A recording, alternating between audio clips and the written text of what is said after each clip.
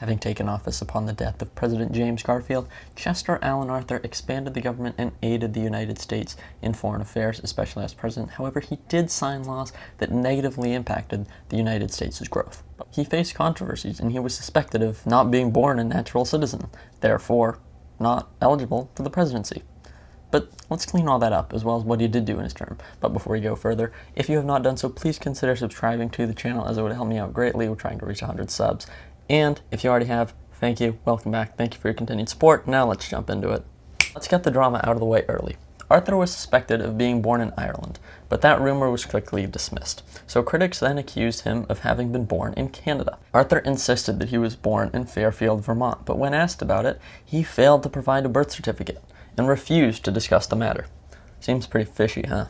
Folks in Vermont believe Arthur was born there, but citizens in Bedford, Quebec believe Arthur was from their city. After Arthur left office, his health declined rapidly, and he admitted that he lied about his date of birth until he was on his deathbed. For his life, Arthur said that he was born on October 5th, 1830, but then changed his mind and told the truth right before he died.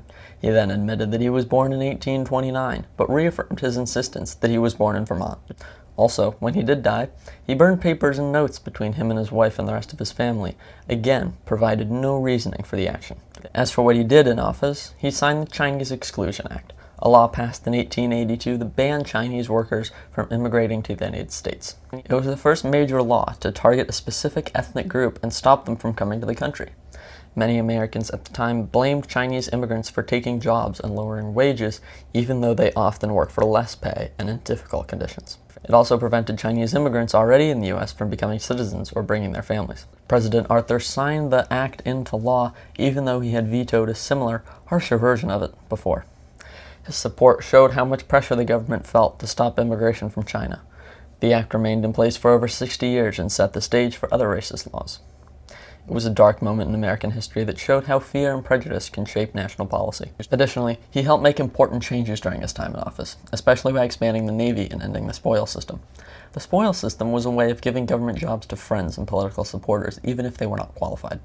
Arthur had once supported the system, but after becoming president, changed his mind. He signed the Pendleton Service Act in 1883, which made government jobs based on merit instead of favoritism. This law created exams for certain jobs and helped stop corruption in hiring.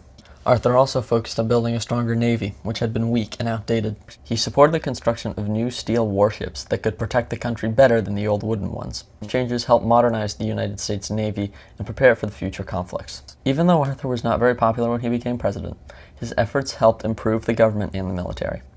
His time in office showed that even the unexpected leaders can make a difference. Given the Birthplace Drama and his effect on the White House, Arthur holds a legacy that is rather unknown to most Americans, but by watching this video, I hope you learned something new.